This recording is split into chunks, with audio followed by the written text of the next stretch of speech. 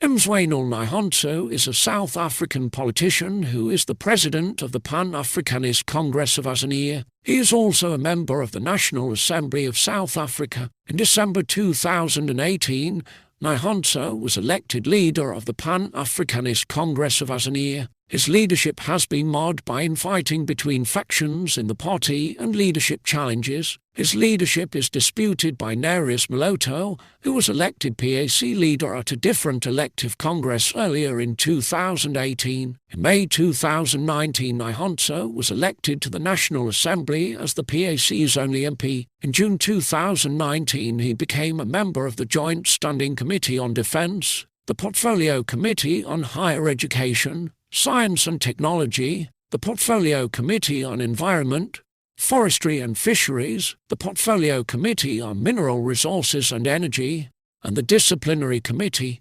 Nyhontso was re-elected as PAC leader in September 2019, while another faction re-elected Moloto as leader in August 2019. Nyhontso was officially recognized by the Independent Electoral Commission (IEC) as the legitimate leader of the PAC, but it is still disputed by Moloto and his faction. In November 2020, Nyhontso's parliamentary membership was suspended by Speaker Thandi Modise after the Supreme Court of Appeal ruled that the 2019 decision by the Moloto's faction to expel him could only be set aside by a court of law. Nyhontso then approached the Western Cape High Court and it ordered his reinstatement as a Member of Parliament in the interim on 3 December 2020, pending a decision of the court regarding the challenge of his recent removal by his party. In February 2021, the High Court dismissed an application by Moloto's faction for leave to appeal an interim ruling that reinstated Nyhontso as the party's single representative in the National Assembly with costs.